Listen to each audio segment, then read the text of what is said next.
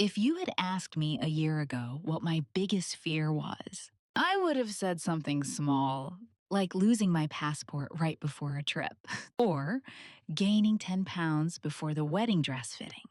Now, now I know what real fear feels like. It's that moment your world tilts and you realize you've been sleeping next to a lie, loving it, planning a future with it, and it's wearing the face of the man you thought you'd marry, and the sister you've known since you were 5. My name's Claire. I'm 32. I'm the kind of woman who keeps to do lists even for vacations. I believe in etiquette, forgiveness, well written vows, and the smell of fresh laundry. I believed in love once, but all of that cracked the night I opened my fiancé's phone. It wasn't snooping. Not exactly. He asked me to send a playlist to his brother for the engagement party. I had full access, he always said. No secrets. I believed him. But when I opened the music app, a preview of a message popped up. Not just any message. It was from my sister, Julia. Same time tomorrow. I can't stop thinking about last night. The floor didn't fall out from under me. Not at first. Instead, the world went quiet. Hum behind my ribs, like my own body didn't know how to process the betrayal yet. I stared at that screen so long the light dimmed. I opened the thread. What I saw, I wish I could forget. Sweet names, photos, inside jokes that didn't belong to me. Talk about after the wedding and keeping it simple until things settle. I read months of lies dressed as love. My hands didn't shake. My heart didn't race. Instead, I set the phone down gently, like it was a child. I didn't want to wake. Then I went to the mirror, looked at myself, and I smiled, not out of joy, but because I suddenly understood the truth. There's a power that comes from seeing people clearly. No more illusions, no more loyalty to fiction. They wanted to play behind my back. Then they could play in front of everyone. The engagement party was 3 weeks away. His parents were flying in. Her new boyfriend was still in the dark. My friends, my extended family, everyone we loved or pretended to, would be there. They didn't know it yet, but they were about to witness a celebration, not of love, but of truth. And I was going to be the one holding the mic. For 3 weeks, I played the role, the doting bride-to-be, the gracious host, the smiling fiancé who laughed just a little too loud and asked if everyone was enjoying the wine at every turn. It felt like acting inside a burning house. Every time Daniel touched my lower back, every time Julia texted me a heart emoji or called me sis, I had to fight the urge to scream. My stomach twisted. My throat ached.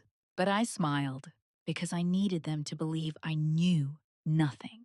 The truth. That was my gift to them. I wrapped it slowly, deliberately. I didn't confront Julia. I didn't throw Daniel's clothes out.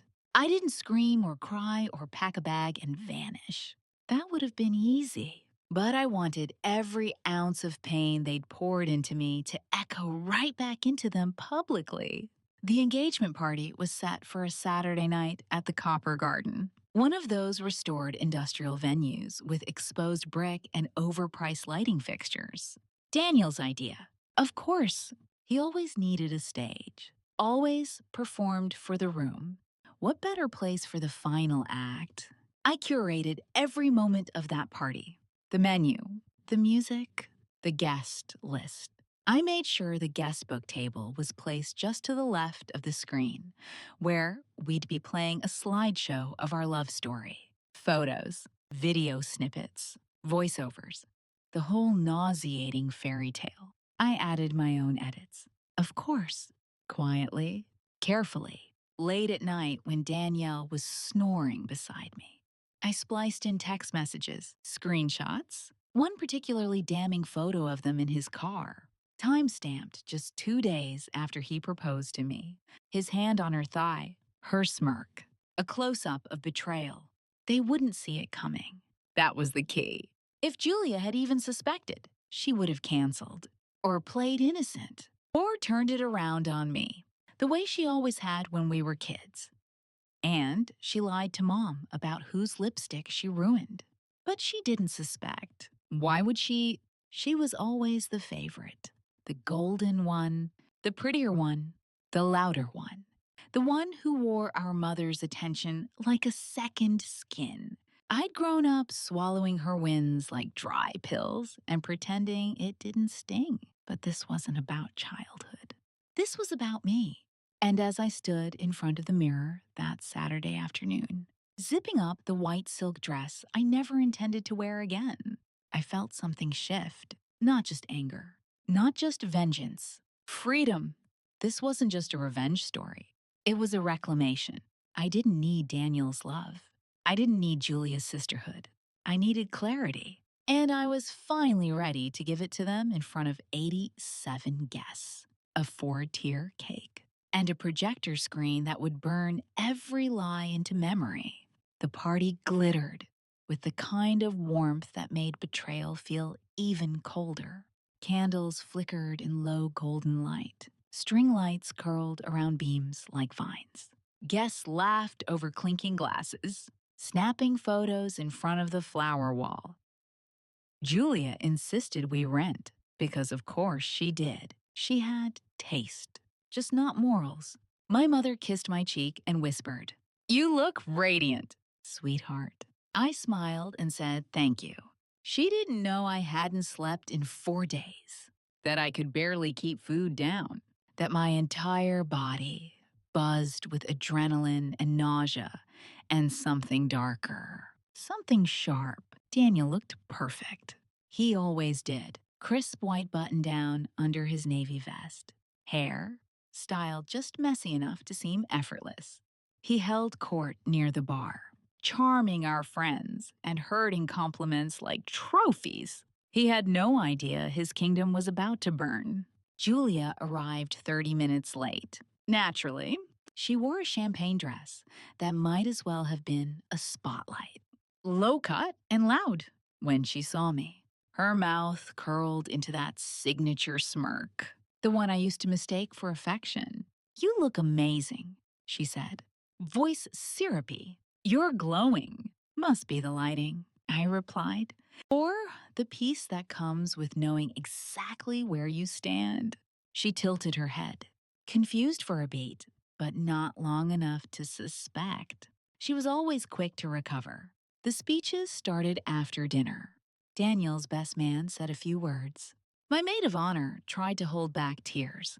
Then Daniel stepped up to the mic and gave some insufferably sweet monologue about fate and falling in love, and how he knew from the first date that I was it for him. I watched every woman in the room melt. I watched Julia wipe a tear, and I felt like I was floating above my body, tethered only by rage. When it was my turn, I walked up slowly, calmly. I took the mic with steady hands. "I just want to thank everyone for being here," I said, voice smooth. "It means the world to Daniel and me. To have you all friends, family, coworkers. The people we trust most celebrate our future together." I let the words hang. Daniel smiled beside me, clueless. Now, instead of a traditional slideshow, I continued. We decided to share something a little more personal, a real glimpse into the love story behind this engagement. The room darkened. The projector flickered on, and for the first few seconds, it was exactly what they expected photos of us at the lake. At dinner, holding hands under fairy lights. Then came the text messages, then the photo, then the voice memo. I heard the room inhale. Sharp, collective. Like a single creature realizing it was about to witness something it couldn't unsee. Daniel's face dropped. Julia's went pale. I didn't say a word. I just watched the truth unravel, quietly, slowly, frame by frame. And for the first time in weeks, I felt something close to peace. It was just beginning. The silence was deafening. For a few heartbeats, no one moved. It was like the entire room got punched in the chest and didn't know whether to gasp or choke. A half-full glass shattered on the floor somewhere behind me. Someone whispered, "Oh my God!" Daniel just stood there, jaw clenched, skin pale, blinking like he'd been slapped with cold water. Julia froze. Her champagne glass hung in midair like time itself forgot to finish the moment. I turned my head slowly, met her eyes, and held them. I wanted her to see that I knew, that I'd known. That every hug, every forced laugh, every "I'm so happy for you" had been just another layer of rot. My voice was calm, no shaking, no tears. "You two could have had each other quietly," I said into the mic, my tone razor flat, "but you decided to involve me. To lie to my face while planning your own little secret life. So I figured if you love each other so much, why not share that love with everyone?" A few guests were already walking out, awkward and stunned. My Aunt Marlene clutched her pearls like a damn soap opera extra. A couple of Daniel's coworkers sat frozen, eyes darting between the screen and him like they were watching a man drown in a kiddie pool. Daniel finally spoke, voice hoarse.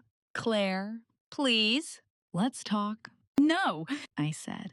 "You had months to talk. This is me talking now." Then I turned to Julia. She opened her mouth, probably to lie, to spin, to say it just happened, or I was drunk, or it didn't mean anything. But I cut her off with a smile so small it stung. "Funny," I said. "You always had to have what was mine: toys, clothes, attention. I never thought you'd stoop low enough to want my future, too." She flinched, just slightly. That gave me more satisfaction than I care to admit. My mother stepped forward, horrified. "Claire, why didn't you say something before?" "Because if I had," I replied, "you wouldn't have believed me." She didn't argue. She didn't deny it. That silence was enough. I left the mic on the stand and walked off the stage. People cleared a path without looking at me, like I was radioactive. Julia was shaking. Daniel was trying to catch up with me, calling my name, reaching. But I didn't turn back. At the exit, I stopped. "I canceled the wedding," I said without looking over my shoulder. "Vendors know, deposits gone. You're welcome to each other. But just know this moment, this memory, it'll follow you everywhere." And with that, I walked out of my own engagement party, alone, but not broken, not humiliated. I wasn't the victim in this story anymore. I was the author. And the next chapter, that would be mine to write, without liars, without illusions, without bloodlines or diamond rings, just me and the clean, cutting clarity of the truth. The parking lot was dark and mostly empty by the time I reached my car. The adrenaline was starting to wear off, and in its place was a numb kind of quiet. Not regret, not even grief. Really, just stillness, like the eye of a hurricane where everything is too calm, too sudden, too surreal. I sat in the driver's seat and stared at the steering wheel. My hands had finally begun to shake. A delayed reaction. The kind you get after a near accident or a nightmare that clings to you in daylight. I'd just nuked the life I spent years building. And strangely, I didn't feel bad. But I did feel hollow. My phone buzzed. Over and over again. Friends, family, missed calls from Daniel. One long-winded text from my mother telling me I should have handled it privately. That there's always two sides. Two sides. How many sides does betrayal have? I didn't reply. Instead, I pulled out of the lot and just drove. No music, no destination. Just the hum of tires on wet pavement and the occasional blink of a street lamp catching my rear view mirror. Around midnight, I parked outside a 24-hour diner, the kind of place with fluorescent lighting and cracked vinyl booths that smell like syrup and burned coffee. I slid into a corner and ordered pancakes I wouldn't eat. And I cried. Not loud, Not messy, just quiet. Steady tears that slid down my cheeks while my hands stayed perfectly still on the table. I wasn't crying over Daniel, not even Julia. I was mourning me, the version of myself who had believed, who had planned, who had tried so hard to create a love story worthy of fairy lights and matching robes and monogram napkins. That girl was gone, and maybe she needed to be. A woman walked in, around my age, with smudged lipstick and a look in her eyes. I recognized someone who had also just lost something. Or someone. She sat 2 booths down and ordered eggs. Our eyes met briefly. We didn't smile. But in that moment, I felt less alone. It hit me then how much I had given away to people who never planned to protect it. My time, my loyalty, my heart. Well, not anymore. Daniel and Julia were welcome to their shame-soaked love. Let them choke on it every time someone brought up the party. Let them explain the photos, the slideshow, the silence that followed. That was their story now. Mine was just beginning. And while revenge gave me closure, it also gave me something else. A blank page, no rings, no lies, no sisterly shadows trailing behind me. Just a woman who knew her worth and wasn't afraid to burn the room to prove it. 2 weeks passed. In that time, I didn't go back home. I couldn't. The apartment Daniel and I had shared was no longer neutral ground. Every room reeked of things I couldn't unsee. Every drawer, every photo frame, every coat hook whispered betrayal. So I left, rented a studio downtown, small, sparse, clean. I told people I needed a change of pace. They nodded politely, not sure how to comfort someone who'd gone nuclear at her own engagement party. The whispers started quickly, friends picking sides, family trying to stay neutral, which somehow always meant excusing my sister's behavior. My cousin sent me a long text about how Julia had been struggling for a long time and wasn't herself when it happened. Wasn't herself. No, she was exactly herself. That was the problem. I didn't respond. Daniel sent flowers, then a letter, then one more voicemail than I could tolerate. The flowers went in the trash. The letter unopened. Shredded. The voicemail I listened to once, on speaker, while washing dishes, just to make sure I hadn't missed anything human. I hadn't, just more of the same. Guilt masquerading as love. Regret delivered too late. He said things like, I didn't mean for it to happen. And I still love you. But not once did he say he was sorry. Not really. And that told me everything. Still, I wasn't immune to the weight of what I'd done. The justice I served came with a cost, and not just the wedding, or the money, or the strained silences in the family group chat. It was deeper, like I'd cut out a part of myself to make room for the truth. I started therapy twice a week. No shame. The first thing my therapist said after I recounted the party was, "That's one hell of a boundary." She said it with a smile. But I heard the question underneath it. Was it worth it? The honest answer, I don't know yet. Some nights I felt invincible, strong, fearless, reborn. Others, I curled up in bed with a blanket that still smelled like the life I lost and wondered if I'd ever be soft again, ever trust again, ever want to say yes to someone who claimed they loved me. Because what if they were just a Daniel with better timing? What if I'd already spent the best of myself on someone who didn't even care to keep it sacred? The fear was real, but so was the clarity. And I decided then I would rebuild, not for anyone else, not for revenge, not even to prove a point, but because I deserved a life that wasn't made of secrets and secondhand affection. The wedding was canceled. The dress returned. The venue deposit forfeited. Julia moved out of our parents' house after my mother, to my surprise, told her she had embarrassed the family. Apparently, shame cuts both ways. As for me, I was learning to breathe again in a life with fewer people but more peace. The first time I saw Julia again, it wasn't planned. It was at the grocery store, of all places. Just a random Tuesday, fluorescent lights humming, and me holding a box of cereal I wasn't even sure I liked. I turned the corner, and there she was, standing in the frozen aisle, holding a pint of mint chocolate chip. Her eyes met mine, wide, guilty, unsteady. It was the first time I'd seen her without a mask on. Not the glamorous sister, not the Instagram filtered version of herself, just Julia. Hair, messy, no makeup, shadows under her eyes. She looked like someone who hadn't been sleeping much. Good.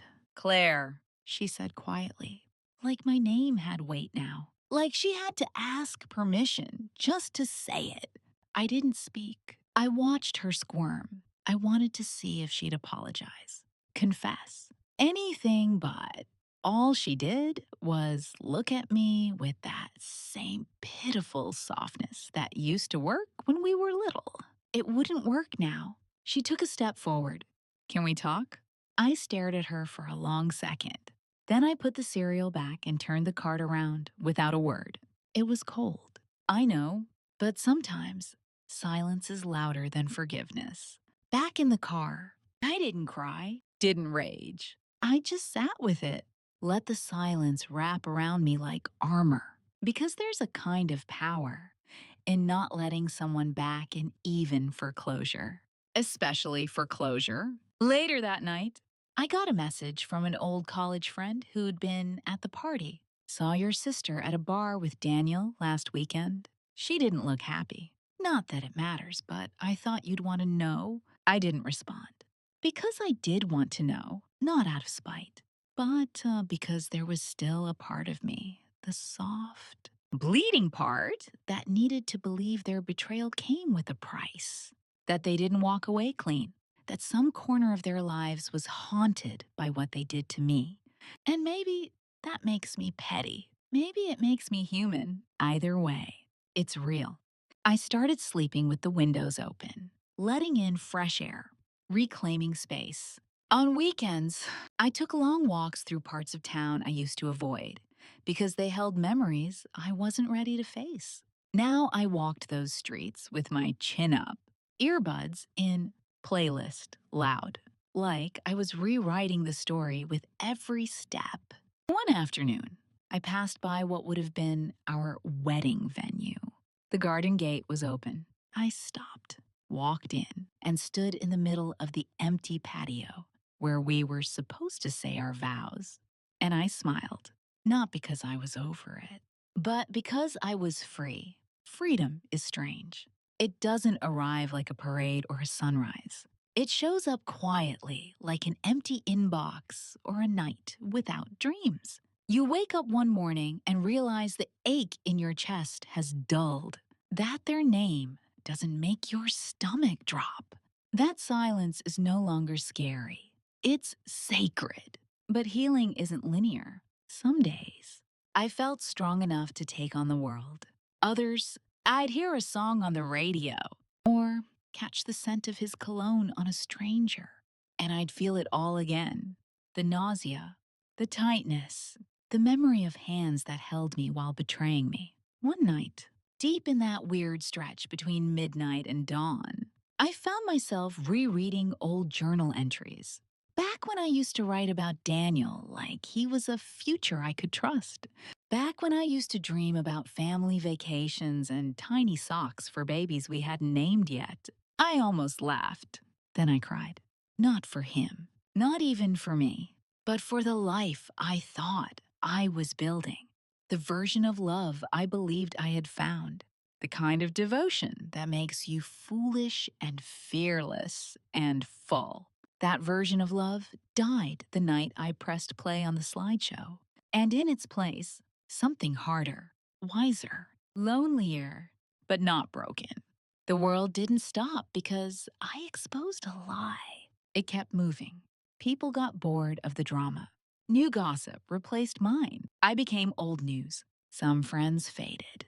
Others reached out quietly, like they were tiptoeing back into my life, unsure of where they stood. I let a few of them in. Not because I needed anyone, but because I wanted people who understood that love wasn't enough. That loyalty had to be earned. That not all wounds are visible. One of those friends was Rachel. She invited me to a women's retreat in the mountains. At first, I declined. I didn't think I had the energy for kumbayas and group crying. But then she said something that stuck. You've been surviving.